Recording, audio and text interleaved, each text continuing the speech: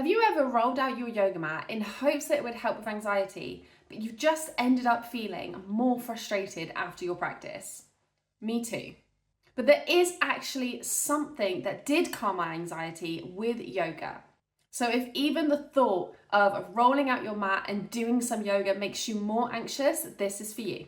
Some days, a strong vinyasa class really helped me feel grounded. And other times, just the thought of making time for yoga just used to feel like way too much hassle. And then there were other days where I would do the yoga and it would make my heart race even more. So sometimes our nervous system is already activated. So instead of working it off and doing these really strong flows, we have to meet our body where it's at. So what do I mean by this? The first thing is to ground before we move. So this could look like just sitting in silence for a minute on the floor. It could be taking a couple of deep breaths, or even just literally checking in with my body and asking myself how I feel, like figuring out exactly what I needed at that moment, grounding myself into the present moment. And it's very rare in our lives and in our day-to-day that we actually do this, that we check in with our body. And you might be surprised at what comes up when you do this. For me, it can be different every single day. And I would always ask myself, is this going to benefit me? Is getting on my yoga mat going to benefit me right now? And the answer was always yes. And doing this told my body, okay, you're safe, let's do this. And every single time I felt like I didn't want to practice, it was normally because my body was in fight or flight mode. I felt way too busy, like too busy to even get on my yoga mat for 5 minutes. Sometimes even to just take 5 deep breaths. Let me know down in the comments if you've ever felt like that. Way too busy to even take a 1 minute break. Because I guarantee there's going to be a lot of us.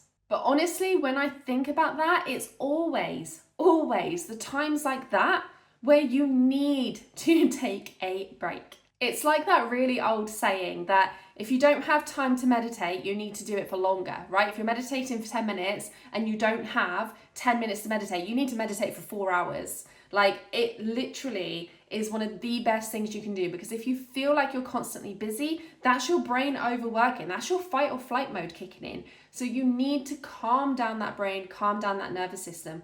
And what happens every single time I do this, I'll say I'm too busy, but I will make time. I will get on my yoga mat.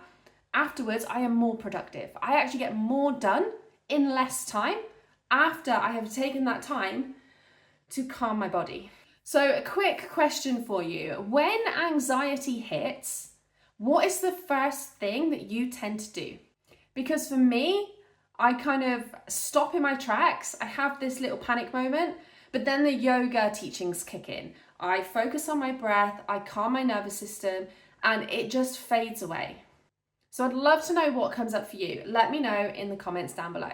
Okay, so the second tip here is to use your breath intentionally. Not just deep breathing, although that does help, but doing specific breathing exercises like box breath, where you breathe in for 4, you hold it for 4, breathe out for 4, hold it for 4. Doing this can really help to regulate your nervous system. And even things like humming. Have you noticed that anytime you sing, you feel lighter, you feel happier? Because humming and singing sends that vibration into your nervous system, and it literally helps it to calm down. Because if you think about it, you wouldn't be humming or singing if you were in a really deadly situation, right? So when you hum and sing, your body automatically knows that you're safe, and that vibration starts vibrating all these nerves inside of you, and it helps to calm down the nervous system. It physically slows the heart rate down. There is a reason why yoga teachers and sing mantras so often, because they are so good for you. And if you are in a yoga class where they're omming or singing mantras and you don't want to join in because maybe you feel a bit embarrassed or anxious about it, you can hum, because that has the same effect. If you do want to learn more about mantras, by the way, I have a whole section of this in my beginner yoga course, which you can get for free inside the membership. So the link is in the description. If you want to go check out the membership after this, then go ahead. You get a 5-day free trial as well. So you can literally join for those 5 days, learn all about mantras, and then leave if you want to. But feel free to stay because we do go live twice a week as well. And you've got over 100 replays in there. Okay, let's go on to tip number 3. This one is permissions. Like, give yourself permission. This could be giving yourself permission to rest. How often, especially busy women, how often do we actually find the time to rest?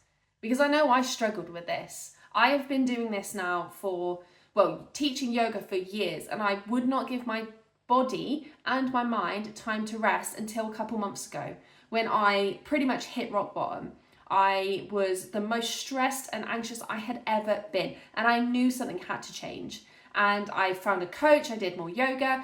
I managed to shift this kind of I have to I get to. I get to teach yoga. I get to work from home. I get to rest when my body needs to rest. And what's happened in these last 4 months since I've been giving myself permission to rest? I have been happier. I have been more energized, I have been more productive, I have got so much more done in these last 4 months than I have in the last 4 years. All because I've given my nervous system time to recover, and I'm giving myself permission to rest, permission to do things that I want to do that lights me up. And if you really struggle with this, something that's really simple that you can do right now is to lay down with your legs up the wall. Okay, bringing your heart closer to the ground and bringing your legs up. Your legs are your life nerves, right? You've got your life nerve running down there.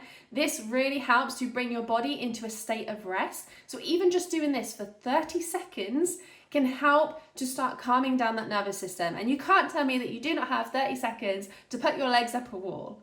Just even starting with this every single day is a really great start, because again, it's training our brains. It's training our brains to think, no, this is needed. This is going to benefit me. Instead of thinking, oh, I'm wasting time by relaxing my body, okay? It's training your brain to think, no, that's not wasting time. This is actually really going to benefit me in the long run.